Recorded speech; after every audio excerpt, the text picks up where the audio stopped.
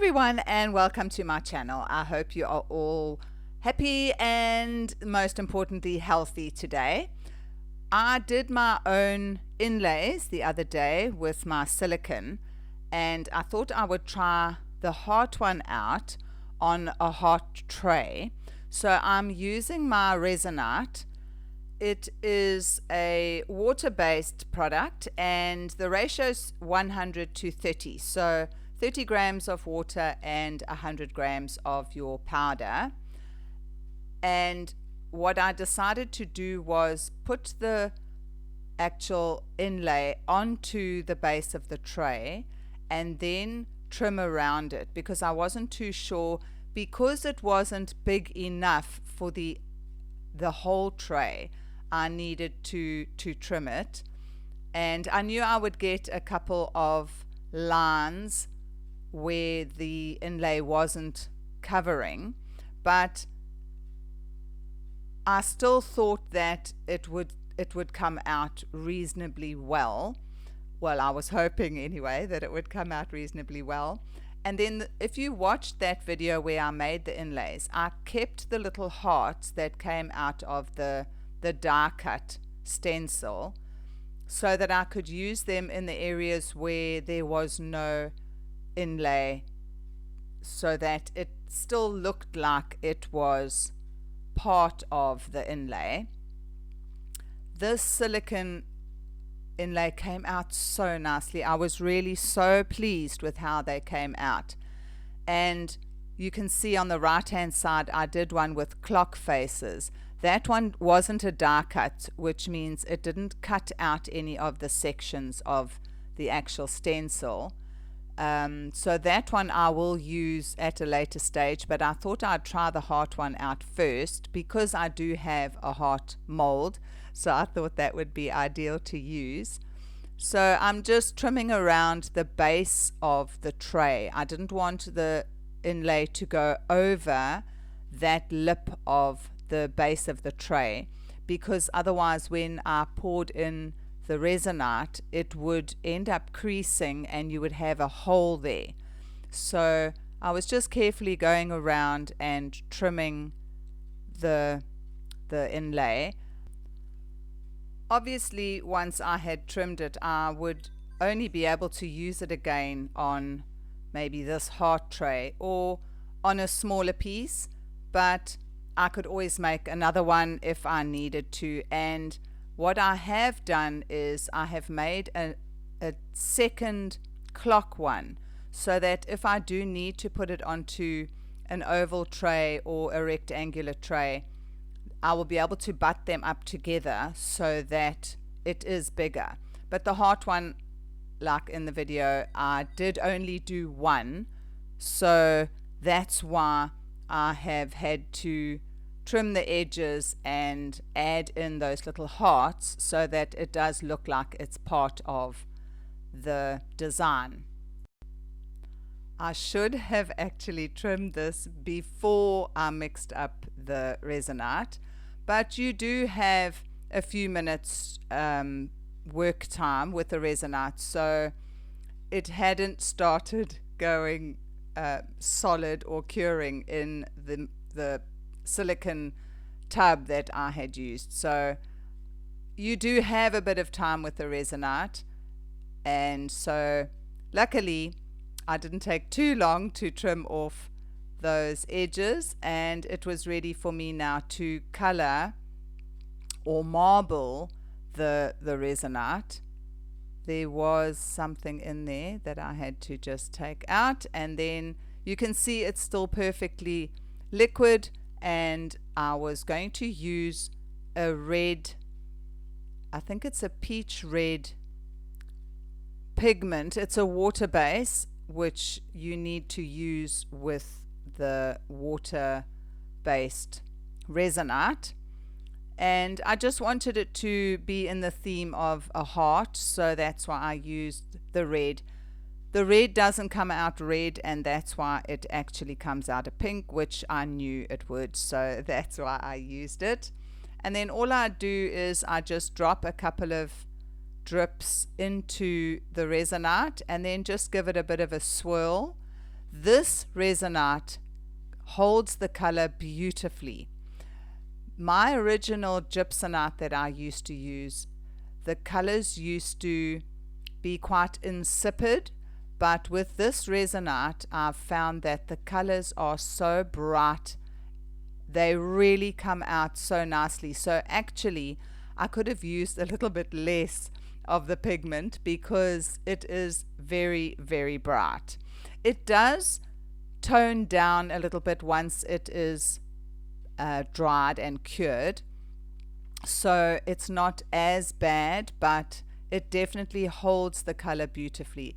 And here I was just going around, I did actually over pour a little bit, so I just blended it in so that the back wasn't as stripy, if you want to call it that, as it was before.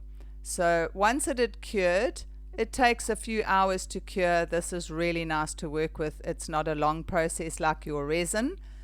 And I was just cleaning off the back of the bits of overpour that had dried on the mold. And there you can see the inlay is still stuck perfectly and it looks absolutely gorgeous. I was so happy with how this inlay looked. The design has come out perfectly. Yes, you can see the ridge there where the inlay stopped, but the little hearts do help to make it look like it was part of the design. And there you can see how nicely they stay on the mold. But unfortunately the inlays cause an indentation in the mold, so I was a little bit worried, but I did get a suggestion, and I will get to that just now, of how to get rid of this indentation on your molds. So I will get to that just now. I just thought I would show you how the inlay had made dents in the mold. So here all I wanted to do was I just wanted to highlight the actual hearts and the bits of the design. So I used some of my glass paints and I was just rubbing over everything that was embossed, and I just wanted to use, this does say it's an orangey yellowy color, but I don't have any rub and buff or anything at the moment. It should be arriving soon, so I thought I would use this. It isn't gold, and I didn't want to use my pen here. I just wanted to go over this with this yellowy gold color and just bring out the design of the inlay. So I was just rubbing it over with my gloved finger and just rubbing it up the sides as well, just to give it a little bit of color and just so that you could see the design nicely. These, I haven't used them on glass yet. They are new, and I actually got them from, I know I do often mention them, as our local store, Vaccuum. They actually have quite a nice, they don't have professional paints, but they do have your normal craft paints. They have your acrylic paints, and they have the glass paint as well. And I got a set, as you saw in the beginning when I was showing the actual colors. So I just thought that brought out the design quite nicely. And there you can see I think there's 10 or 12 different colors, and I was just getting the red out now just to highlight some of the hearts.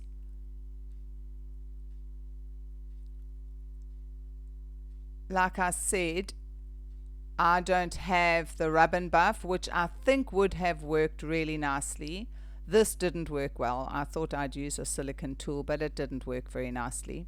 So I reverted back to my finger, And I was just doing the hearts again because I thought the hearts would be better if they were in the reddy pink color rather than in the yellow. So I left the rest of it in the yellow, and I just went over some of the little hearts with the red so that they would stand out a little bit more. So getting back to the color, you can see how beautifully this Resinite holds the actual pigment.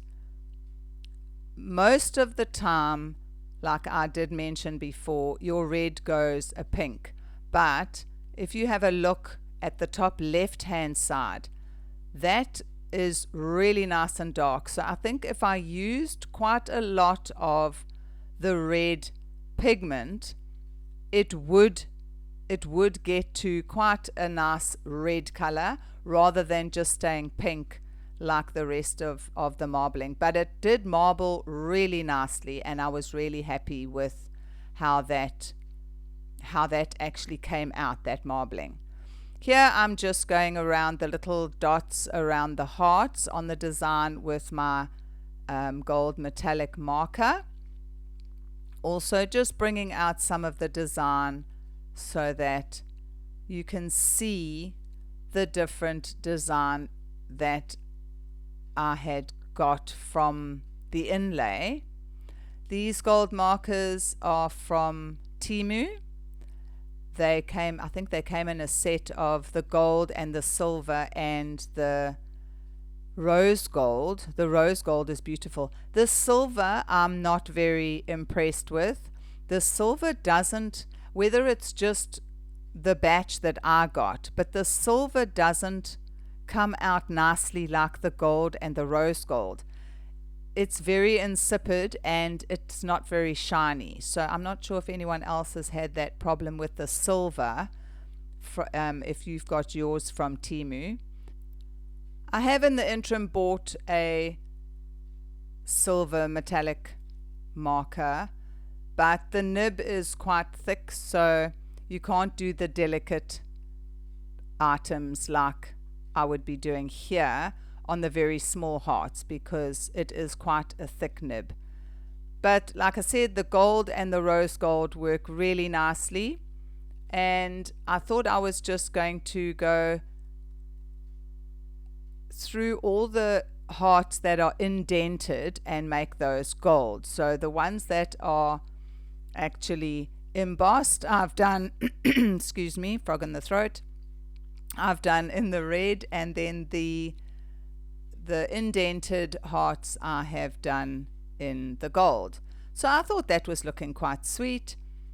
If I had to do it again, I don't know if I would use the yellow all the way up the sides. I'm in a little bit of two minds whether I actually like that or not, but I had done it and that's how it's got to stay. So all in all, I think that this inlay was a great success. I was really happy with this inlay. So now I just left that to dry for a while, and like I said before, I would get back to how I got rid of those marks and indentations of the mold.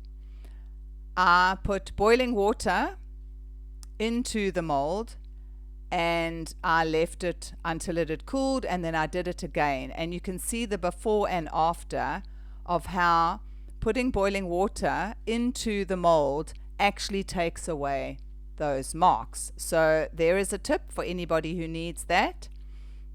And then here I was just using a sealer. It's a really nice sealer. I got it from a store online in South Africa, so I don't think that anybody overseas would be able to get it, but I did get it from, I will link the name of the company in my description, and I was just giving it a nice seal with my fluffy brush, and I normally do maybe 2 to 3 coats of this, and I do leave it for a good few hours to dry in between the coats, because It doesn't come up shiny. It's not a shiny sealer, but it does bring out the colors nicely, and it does give it a nice sealing all the way around. So you can see how beautifully the colors have actually come up. And like I mentioned earlier, that top left corner is definitely a nice red pink. It's not bright red, but I think if I did use some more of the pigment and I wanted a nice red, I think I could get a decent red from that pigment in the Resinite. So here again, just going over it just to make sure I don't get any streaks. These fluffy brushes, they actually makeup brushes, do give a lovely sealing effect. You don't get a lot of streaks. And then what I normally do is in between each of the coats, I pop my brush into a Ziploc, because then it doesn't dry out and I don't have to keep washing it after every coat. So I did do a few more coats, and this is the final result of my inlay that I put into the tray. And I was really pleased with how the inlays came out and how they looked once the Resinite had been poured. So guys, I hope you enjoyed watching. If you want to see my other video of the inlays, I will link it in the description, or I will put it up when I am uploading the video as one of your choices to view at the end. So again, guys, thanks to all my subscribers. You guys make my day. If you haven't subscribed, I would really appreciate it. And thank you for liking and commenting. It is amazing to get all your comments that you guys leave for me. And as usual, until next time, have a great one.